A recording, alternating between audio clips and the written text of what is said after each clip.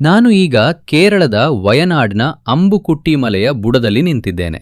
ಇಲ್ಲಿಂದ ಸುಮಾರು 4000 ಅಡಿ ಎತ್ತರದಲ್ಲಿ ಪಿರಮಿಡ್ಗಳ ಬಗ್ಗೆ ಯೋಚಿಸುವ ಮೊದಲೇ ಸಾವಿರಾರು ವರ್ಷಗಳ ಹಿಂದೆ ಮನುಷ್ಯರು ಕೆತ್ತಿದ ಕಲಾಕೃತಿಗಳಿವೆ. ಇದನ್ನು ಎಡಕ್ಕಲ್ ಎಂದು ಕರೆಯುತ್ತಾರೆ, ಅಂದರೆ ಮಲಯಾಳಂನಲ್ಲಿ ಕಲ್ಲುಗಳ ನಡುವೆ ಎಂದರ್ಥ. ಇಂದು ನಾವು ಶಿಲಾಯುಗದ ಕಾಲಕ್ಕೆ ಚಾರಣ ಮಾಡುತ್ತಿದ್ದೇವೆ.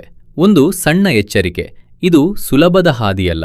ನೀವು ಸುಮಾರು 350 ಮೆಟ್ಟಿಲುಗಳನ್ನು ಹತ್ತಬೇಕು.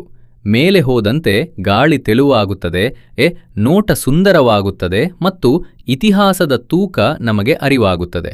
ಸ್ಥಳೀಯ ಪುರಾಣಗಳ ಪ್ರಕಾರ ಈ ಗುಹೆಗಳು ಶ್ರೀರಾಮನ ಪುತ್ರರಾದ ಲವ ಮತ್ತು ಕುಶರ ಬಾಣಗಳಿಂದ ನಿರ್ಮಾಣವಾದವು ಎನ್ನಲಾಗುತ್ತದೆ.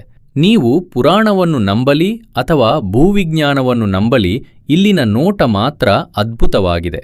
ಇಲ್ಲಿ ನೋಡಿ, ನಾವು ಅಧಿಕೃತವಾಗಿ ಗುಹೆಯ ಒಳಗಿದ್ದೇವೆ. ಇದು ನಿಜವಾದ ಗುಹೆಯಲ್ಲ, 3 ಬೃಹತ್ ಬಂಡೆಗಳ ನಡುವೆ ಉಂಟಾದ ಸೀಳು.